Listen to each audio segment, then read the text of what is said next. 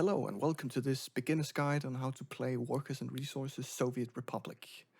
This is a game where you have to manage a lot of stuff, so we're gonna there's a lot of stuff to cover here in this first video, but see if you can follow along. We're not gonna take it pretty slow. So let's start a new custom game here. I'm gonna choose this New Republic Spawn map. I like this map. It's very nice. And then for the settings, you can go either easy or medium for your first few games. I don't recommend playing on realistic for the first time. It's gonna be totally overwhelming until you get a grasp of the basic mechanics. So make it a bit easy for yourself and go easier. I'm going to choose medium as the basic settings, and then we can change some of the settings because I like to change some of it a bit up. Realistic mode, have that turned off. The citizens' reaction, have that either on easy or medium. If you have it on hard, people get very angry very quickly if there's something that you don't give them. Energy management, I like having that turned on both buildings and vehicles. So you need to have power for buildings and you need to refuel all your vehicles. These next three settings, I would recommend that you don't have those turned on for your first few games. They don't add that much complexity. It just makes the game a bit deeper, so you have to give the buildings water, but it's just another extra thing that another building that you have to build. So it doesn't change that much. So let's just have it turned off for the first time. I would recommend, however, that you have seasons turned on. It's a nice feature, and it's nice to know what to do with the season feature.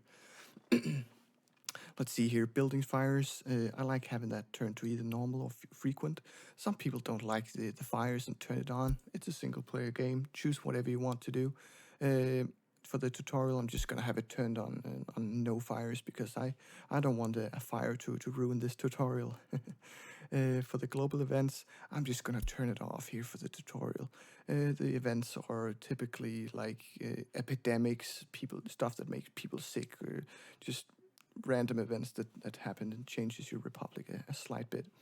Pollution, I would recommend having that turned on because otherwise you can just build your city right next to your industry, and that's not fun. That's not very realistic. Education simulation, I like having that on complex. That way you have to build kindergartens for the children, and it just makes it a bit more fun, I think.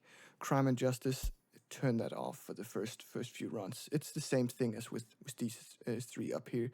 Just makes the game have a few extra features, but if you have it all turned on at once, it'll just overwhelm you. Researches, I like having that turned to on, so you don't have everything unlocked all at once. Traffic simulation, it doesn't really change the game that much. If you have it on complex, you can make yield signs and stop signs and stuff like that. Let's just have it on complex. We're not really going to use it in this tutorial, but it's fun to play around with. The night-day cycle is basically only visual. The houses use a bit more power at night, so if you have moving sun on, you will use a bit more power at night. Vehicle availability is, if you have it turned on all, you will have all vehicles unlocked as soon as you start the game. If you have it on lock start according year, as soon as the vehicle gets unlocked, it will be unlocked for the rest of the game. They don't stop producing the vehicle, you can keep buying it. And if you have lock according year, they will expire, as you can see it says here, when the production ends. Then if you want to get that vehicle, you have to produce it yourself in the Republic. And the year of start, I like starting in 1960. You don't have a lot of vehicles when you start at this time, but you have more time before you get to the 2000s and before you get to see all the different vehicles, and I think it's just nice. But you can start in the 80s if you want some more vehicles in the beginning, but 60s is fine for me. So let's start a new game.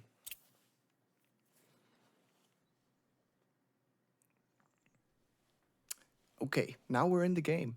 And the first thing we're going to do is pause the game. You want the game paused so that you can plan out everything before the time runs away from you. Yeah. And we're going to open the mini-map here and make it a bit bigger. I'm just dragging here. Yep. This is the map. On this map, I like starting up here And the reason for that is we're close to the Soviet border, where we have the customs house here for that part of the site here. Yeah, and then we also have easy access to the NATO border with a customs house here, so we can import stuff from both places. It's when you don't have realistic mode turned on, you can choose to start in the middle of the Republic. You will pay a bit more to build in there because the stuff has to get transported in there. But you can auto build everywhere. But if you play with realistic mode on, it's easier to start close to the border, so you don't have to move stuff that far to build stuff. So we're gonna build here. Don't build right in front of the customs house, because then you're just setting yourself up for failure. Then you don't have any space to build out the tracks or the roads here. So we're just gonna build the first industry somewhere down here. I like starting with clothes as the first industry. It's an industry that's unlocked from the beginning. You can see here an industry that's not unlocked. For example, is let's say the aluminum plant here, or the steel mill. You have to do some research before doing that. They're great industries, but you need research to do them. So you need something to earn a living before you unlock them. So we're gonna go with clothing and fabric. So we're gonna build one fabric factory. I'm rotating here around with the key, the R key. You can also use the scroll wheel. You can hold down Control to have some smaller increments, and you can also mirror a building by pressing T. That way. So I'm gonna place a fabric factory here, and we're gonna place a clothing factory on either side. And it's very important. You can see these factory connections is what they're called. You need to have a factory connection to the factory. So we're gonna have two here on either side, one on either side. And the reason we're doing this setup is the fabric factory. You can see here it has a maximum production per workday of 5 tons of fabric. And the clothing factory, it uses 2.5 tons, so basically 2.5 tons. So that makes a ratio of 1 to 2, one fabric factory per 2 clothing factories to have the optimal setup. Perfect. Then we're gonna build a warehouse. I like building the big one because then you can also use the warehouse to store some different stuff. You won't run into space. If you found out later on that you build a warehouse that's too small, then it's gonna be pretty difficult to build a new one, especially if you're playing on realistic mode. Then you have to build it yourself, remove the old one, and build a new one, and then this industry won't work for a while until you have the new one built. So if you're in doubt about what warehouse to choose, just go with a bigger version, because it takes a bit more space to build a bigger one, but you're not gonna regret building a bigger one. It's a bit more expensive, but it's not too bad. So let's rotate it here so we have this road connection here. And it's connected with factory connections to all of these factories. And we're gonna build a road cargo station. That way we can deliver stuff to the warehouse, and we can also pick stuff up from the warehouse. Then we're gonna connect up everything with these roads. I'm just gonna use asphalt roads for this start here, but they're pretty expensive to build, these asphalt roads. So you might wanna build with gravel roads. Like, let's say to the warehouse, you're not gonna have any vehicles driving into the warehouse because you have this road cargo station. So you could totally just build that with a gravel road instead, because the only time when people are gonna go here is a fire truck if a fire breaks out in the warehouse, and a gravel road is pretty good for that. So yeah, you just build what road is necessary. They can of course drive faster on an asphalt road. You see 110 kilometers, and it's only a 60 on gravel roads. But they're more expensive, so you should keep that in mind. Yes, let's see here. We also need power for this industry to work, so we're just gonna place this electric substation. You can see you need to have a connection to all the buildings for it to work. The range is around 250 meters, so if we place it here, it should connect up to everything perfectly fine. To get power into this industry, we need to get power from somewhere. You can totally build your own coal power plant here in the beginning. It's unlocked from the beginning, but to have that run, you need to import coal, and that can be pretty expensive to run, and it's a expensive building. So for your first industry and for your first city, you might want to opt to just importing electricity from the border. That's also why we're so close to the border, because we can easily import electricity. To do that, we need to build. Let's see here. We're gonna build first a high voltage switch. Place that here, and we're gonna have a power transformer. Let's see. Let's just place that here. That's perfect. Then we're going to connect a high voltage wire from the import here until to the switch. We're just going to use the biggest wire. They have different capacities. You can see the megawatts here on the wattage. We don't have the biggest one unlocked, but when you're importing power, you should always use the biggest voltage wire you can, the highest capacity wire you can, so you don't bottleneck your system later on. And for this distance, it's not too expensive to build this one.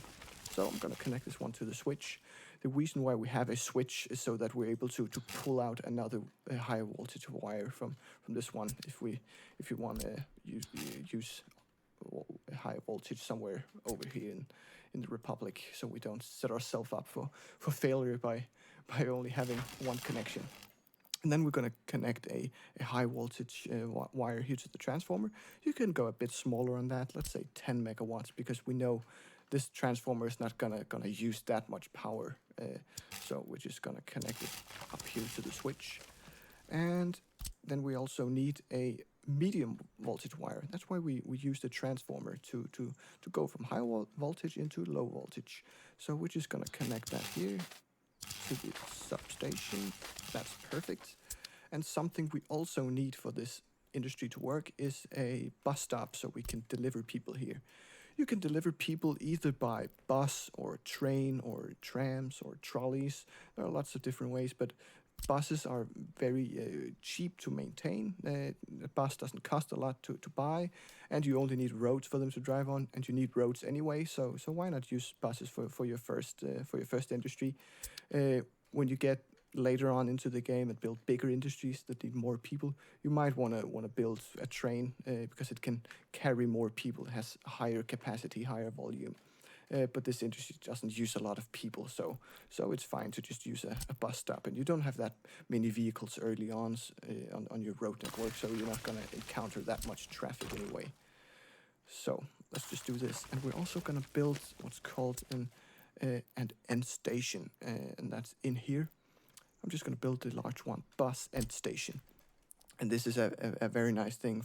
It was only added a few years ago, I think. For a few years we didn't have these end stations, so it was very difficult to space out buses on a line. So the buses would end up clumping together, and then you don't have a steady flow of workers to the industry. So that's a very, very nice feature to have.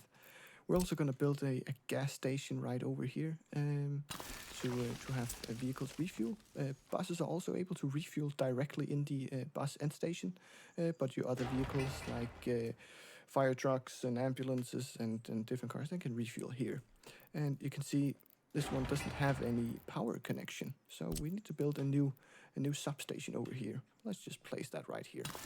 That's perfect. And then we're going to need a medium voltage wire here.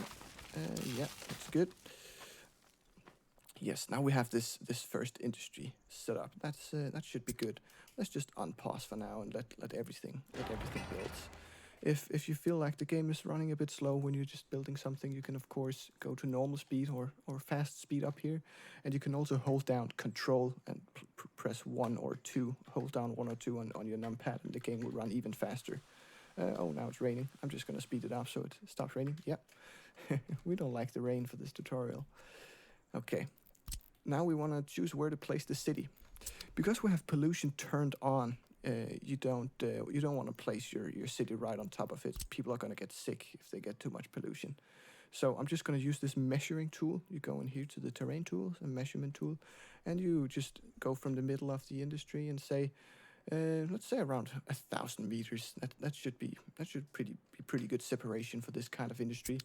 different kinds of industries pollute more or less. You can see how much a building pollutes by going and finding the building and holding over the mouse. And you can see here it has environmental pollution, 8.2 tons per year.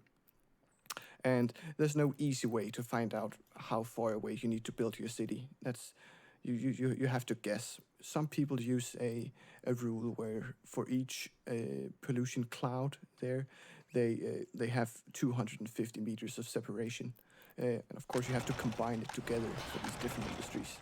But once you've played the game for a few hours, and you start to notice how far away you have to place your stuff. We don't have that unlocked right now, but you're able to build this pollution monitor. That way you can see how far the pollution reaches and if it reaches your citizens. Yes, but let's just say 1,000 meters. That's pretty good. So let's make a measurement here and say this is the center of our city. The center of the city should be a shopping center and a bus station. If you're using bus to transport people, that is. There's different kinds of shopping centers. This is the biggest vanilla one. There are some smaller ones you can build. You can also build grocery stores. They can only sell food and meat. So if you want to also be able to offer people clothes and electronics, you need a shopping center for that to happen.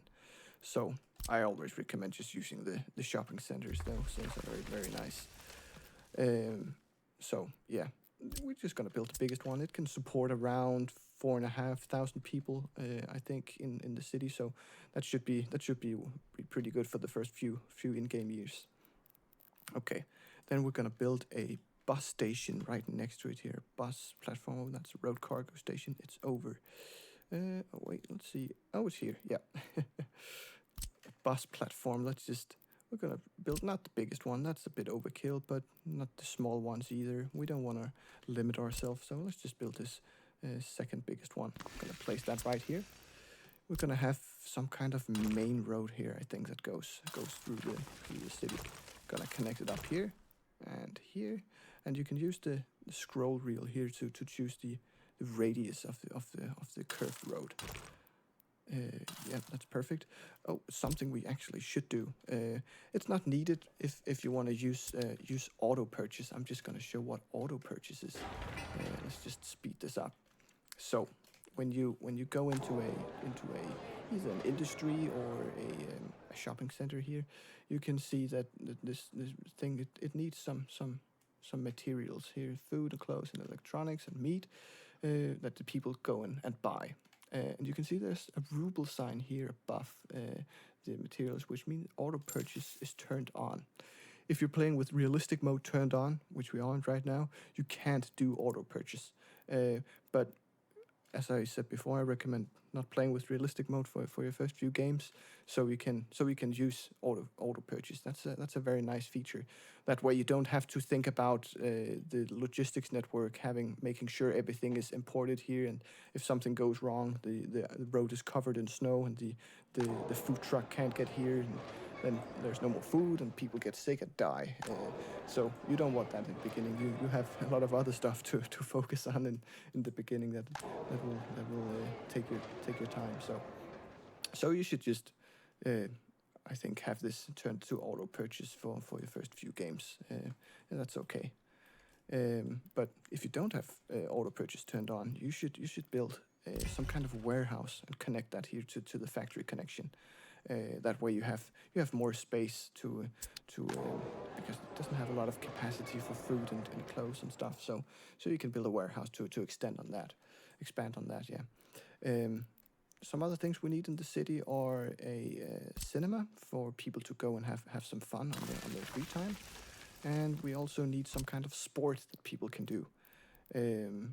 There's kinds of indoor pools, sport halls, and there are some outdoor things that they can do. The outdoor things you can only do if the temperature is above a certain degree. So if you have seasons turned on, then you shouldn't build that as your first kind of sporting activity. Otherwise, they can't do sport in the winter, and then they get sad. I like the indoor pool because it has some capacity and it's a very nice for the first city. And this there are also different kinds of culture that you can do. I like the cinema in the beginning, but you can also build a house of culture or gallery of art or different stuff here. Let's see here. We also need a pub. You can choose if you want to build the pub. People get more happy when they can go to the pub and drink some alcohol. But if you don't want to build it, then you can just don't build it. But people will be a little less happy when they don't have alcohol. But on the other side, if you give them alcohol, the health of the citizens will decline a little bit. But I like building it because I like having happy citizens. Let's see here. We also need some kind of kindergarten for the school for the children to go to when their parents are at work.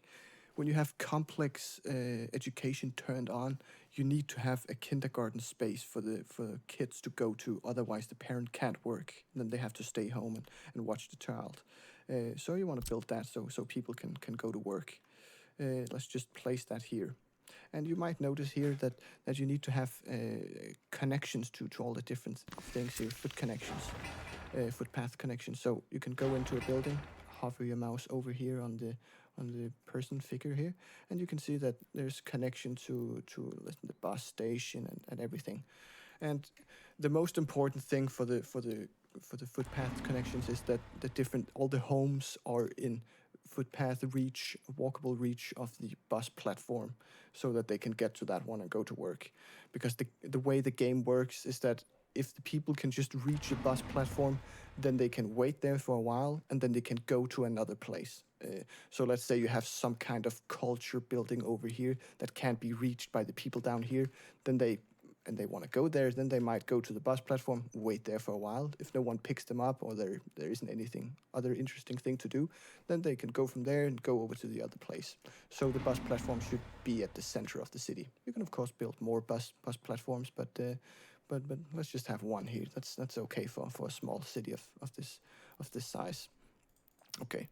We also need a school for the bit more grown-up kids to go to. This is also where people will get the basic education, because you need basic educated people and you need highly educated people. If we just speed it up here a bit, we can see here in the school you need people that have normal basic education and you need people with high education for it to work. To get people with high education, you need to build some kind of university. We have 3 different kinds of universities in this game.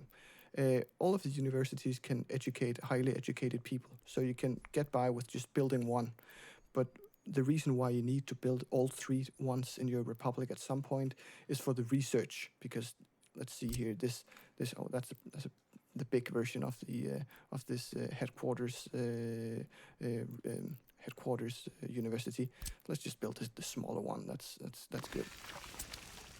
Let's see here, when that is built, we can see here, if we go into it, you can go here and you can see the research tree.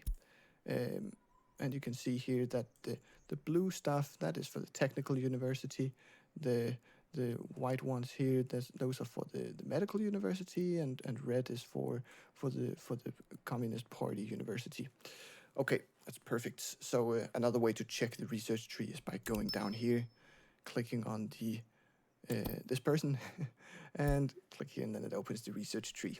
So, and then you can choose what research to do down here.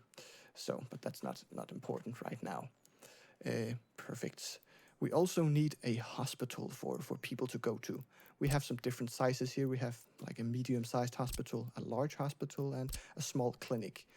You might notice I have some other buildings here. Those are mods I have installed, but you might not have any mods installed for your first few runs, but that's okay. You can always go ahead with that later on. There are a lot of different mods for this game. The people are really great at making mods for this game, and it makes the game very, very fun.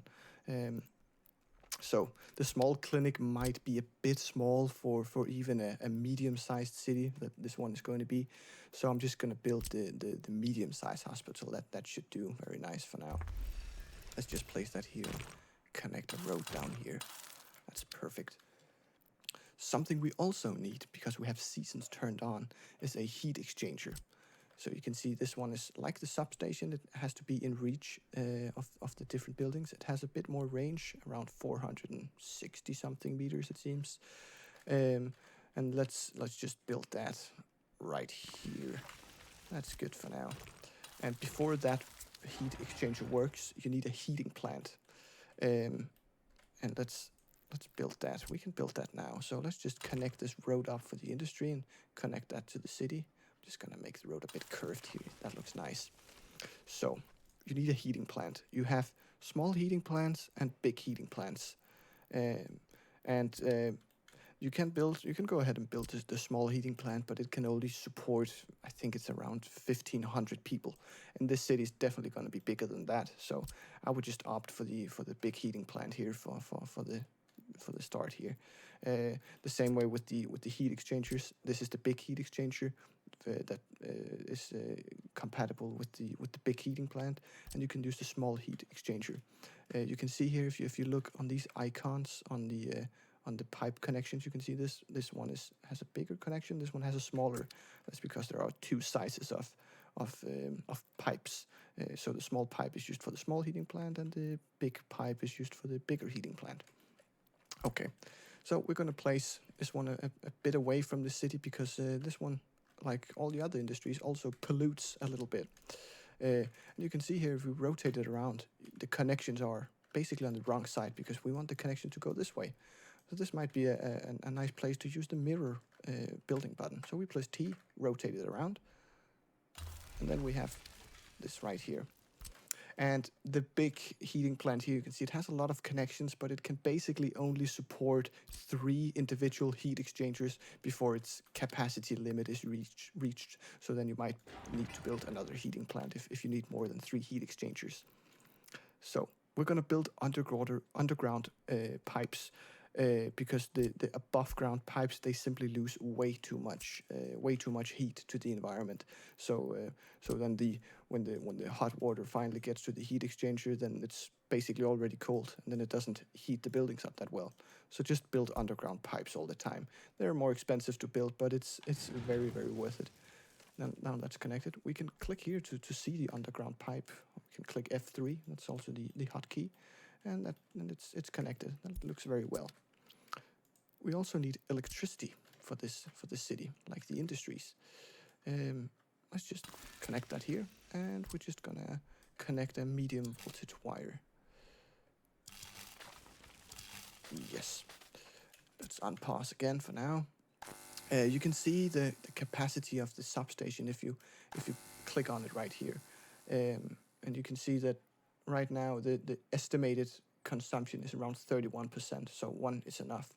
So when you get more buildings, you might need more substations, and depending on how compact you build your city, you might not be able to build these overground wires. You can see the biggest overground wire has 2.35 megawatts of capacity, but while the underground biggest wire only has 1.45. So if you choose to go with underground wires, they're more expensive to build, but you also need more of them, more substations to connect. But I like the underground wires because I like to build my cities pretty compact, so I have a lot of stuff in walkable reach. But you can do what you want to do. You should experiment with what you like the most. Yes. I think this is pretty good. I'm just gonna speed the game up here a bit so it becomes day. Yeah. So now we have all the facilities for the city here. So now let's build some homes. When we have research turned on, we don't have all the homes unlocked from the beginning. I like building this building as the first one. Until we have the better buildings unlocked. An important thing to look at is the quality of flats. You can see that right there in the tooltip. This one is 87%. That's pretty good. If the quality is too low, then people won't be very happy. You can't get them to be that happy, no matter how many amenities you provide for them. If they live in a bad apartment, then they won't ever be that happy. So if you build, let's say, the large one here, it has only 68%. That's not very good, but it has more people. So I like this one. So let's place a few homes here around here. Let's select I try to go for like 10 or 15 homes in the beginning, because that should be enough to for this kind of industry setup to work at full capacity. But I'm just gonna go with this for the beginning here. We're gonna build some footpaths to connect all this stuff. Footpaths are very important. Cars can't drive on footpaths. Only emergency vehicles, and if you're building buildings yourself, then the cars delivering the building materials, they will also be able to drive on the footpaths. So you don't need both connections for it to work. You can just use one of them. That's cheaper. Yes, everything is connected now. That's good. You can see it has a road connection. These homes here, but you don't need it because there's no need to deliver any resources to a home once it's built. As you can see with the shopping center, it has parking spaces for vehicles. That means that you need a road connection for stuff to be delivered here if you want to deliver by truck. Let's unpause here again, and then let's just speed it up here. And then we had auto invite of workers enabled. So there are already some people here. You can go ahead and disable that if you want to. You can see if you go in here, like you want to build a home here, you can turn off get citizens. I like having it turned off for the most time. So then when I build homes, I don't use money on inviting people to live in those homes. Then you can always do it manually. You can go up here and invite people. You can invite people from the third world for US dollars. These people are mostly, they're not educated, so they need to go to school before they can work. Some of the people will be educated, but most of them won't. You can also invite people from the Soviet bloc. They're pretty expensive to import, so you should import some people in the beginning, but try to not go overkill and invite too many people. And you can also invite experts. So those are people with a high education. You might need to import some more of these. When you import just normal people here from the Soviet bloc, you can see some of them will have high education, but it's normally not enough to staff all your hospitals and all your hospitals and schools. Another thing to look at is how many people are set to work in the different places.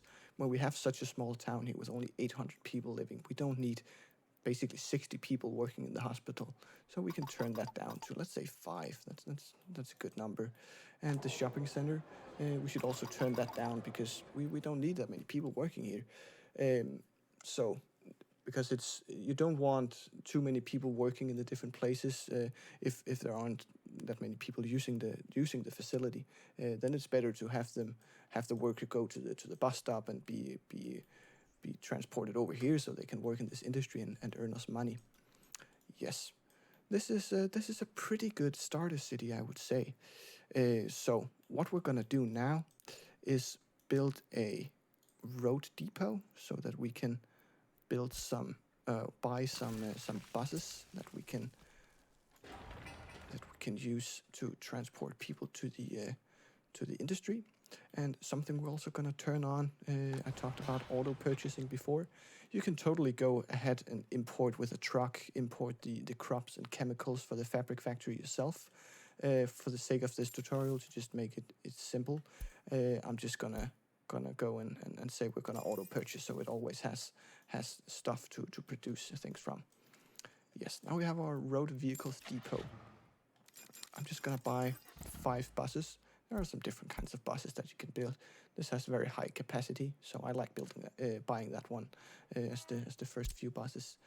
To make a line, we click on one of the buses, click New Stop, and then we go over here, click on the bus stop, and then let's just say that people can both get on here and get off here, so that if the industry here is full and the bus goes back, still has some workers, then it can offload people here, and then they might go and work in the shopping center. I'm going to turn off that they load students and passengers because we don't want them to go to the industry. They should go somewhere else. And then we go over here to the bus stop here, and then we're just going to say that it should unload people here. And then we should tell the bus to go to the end station. The end station should always be the last stop of your line, and the end station is used to space out the buses. So buses will wait here until a certain time has passed, and then they will be sent out again. And we can also turn on auto import here for fuel, so that buses can refuel here. That's very nice. What I did here to copy the route over was just going into the bus that has the route, and click here to copy, and then click on the different buses here too, so they all have the same route or line. Then we can go in here. We're just gonna start all of them all at once. Perfect. That's good. We're just gonna start here, and let's go over here and see that some people are already going here to work, and now I'm noticing something that is wrong. You can see this one says building is without power supply, and how can that be? We already connected power. This one also said it doesn't have any power supply. So you always make some kind of mistake when you're building a new city and a new industry. That's why it's important to take it slow, have the game paused, and if you notice there's something wrong, you should fix it right away. So take it slow, double check everything before you unpause, and make sure you have every building. So the problem here is that we haven't turned on import for the power connection here. So this one should be at import mode, and then we can just turn it up all the way. It's only going to import as much power as the system requires, so you're not going to pay extra if you turn it all the way up. So you can see now it goes all the way up there, and then we import around 0.15 megawatts, and that's not a lot. So now they should be happy over here, and you can see the people are starting to go here, and you can see here they will only wait at the platform for 1 hour. You can see it says waiting on platform. So you need enough buses on your network to pick everyone up, so they don't lose. Because if too much time passes, if more than 1 hour passes, then they might say that they can't work. They say, you can see some people are unemployed due to no workplace. So if more than an hour passes, then they will be unemployed. So you want to be able to pick everyone up. Okay, so now the buses, they drive over here to the industry. See this first one, it has some people on. Now people go in here, they go and work at the clothing factory and the fabric factory. So people start work here, and then everything is working, and you can see clothes start to get exported here to the warehouse. That's perfect. So this is basically how you would set up your first industry and first city. You can see here there are some passengers waiting because they need culture, and now it says that the temperature is too low, and that's because we don't have coal here. So another thing that we should import. So now it will start to heat this up. That's perfect. So now people can go here. You can see if you click on a citizen, you can see their different needs. A passenger is basically just a worker that's on their free time. So they choose, they go from free time to work time. They have 16 hours of free time and 8 hours of work time. So this citizen, they want food and meat. They can get that from the shopping center. And they also want to pray. There is no way to build a church in the game in vanilla. If you build on a pre-populated map, there might already be some churches that you can send people to. You can also download a mod to have some churches. I've done that. You can see there. You can build a small church if you want to. I'm not going to do that in this tutorial, but just so you know, so you don't sit there thinking why can't people pray? That's not a you can't build a church yourself in vanilla. So that's good. Yes. Let's see here. I think we actually forgot something in the city now that I'm looking at it, because you can see this guy here. Where was he? Sport here. He needs some sport. And we didn't end up building any sport. Let's build an indoor pool. So now that people can work there and people can go there and swim. So now it should be good. There are always some things that you forget when building a new city. So, but it's not the end of the world. You can just build it and people will be happy. So now we have some clothes here. To export it, we need to get it from here to the border. To do that, we're just gonna use a few trucks. We can go just use one truck, but I'm just gonna buy two. It's the same thing as with the buses. You're gonna click New Stop. Click on the road cargo station. You don't want to load directly from the warehouse, because now we built this road cargo station which has more parking spots. So let's just use that. It's way more efficient. And we're gonna tell it to wait until loaded, so it stays here until it has a full load. And then we're gonna tell it to pick up clothes. Then we're gonna tell it to go to the warehouse and just unload everything it can.